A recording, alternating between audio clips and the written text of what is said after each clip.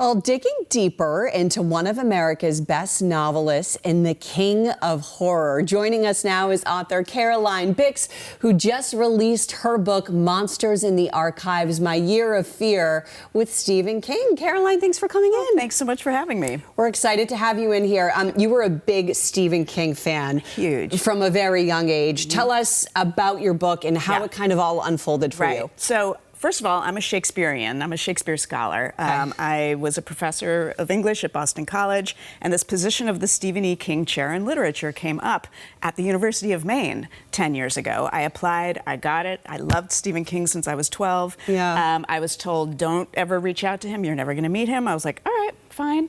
And then he called me at home 4 years into the job, got a cold call from Stephen King.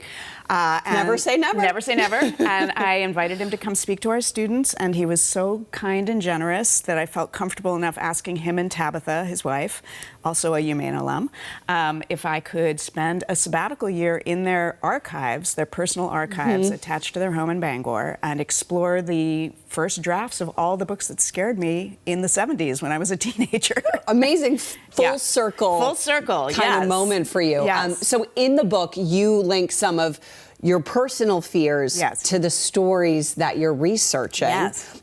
So I want to talk to you about that, and then what kind of role has this played in like your emotional journey of kind of facing those fears? Well, that's a big question. I mean, coming to this as a scholar, I really wanted to get in there and read these early drafts, figure out why the words were still sticking in my head 40 years later, and still scaring me. Like, I still can't sleep next to an open closet. I was going to say, what because scares of the boogeyman. Right. So what scares you at 12, does it still scare you as an adult? Does it scare me as an adult? So going back in with my brain, coming at it, I was still scared reading these stories, and especially reading over and over early drafts of like The Woman in Room 217 and seeing how he crafted them. I would say that it's been an emotional journey because I'm bringing my full self now, my adult self, my thinking self, also my scared kid self, as I'm reading this, and getting to tell this story for a wider audience. It's been a real gift. Researching his hit Pet Sematary, one of the big revelations is his choice of words.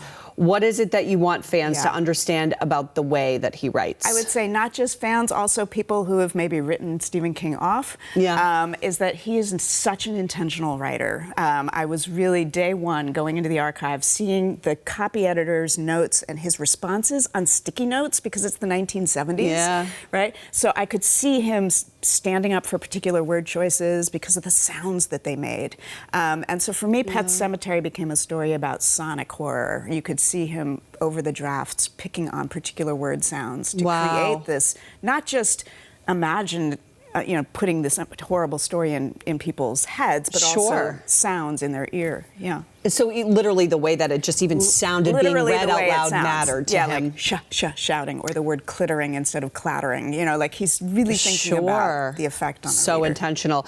You have a book event tonight in Brookline. Tell everyone where, when, how they can find you. It's at the Brookline Booksmith at 7 p.m. Elizabeth Graver, a former colleague and a brilliant novelist, will be in conversation with me. And I'm just really looking forward to talking to people about this incredible journey. Amazing. I'm sure you will have a full house, so many Stephen King fans. Caroline Bicks, author of Monsters in the Archives, My Year of Fear with Stephen King. Thanks so much for being here. Thanks for having me. I'll be right back.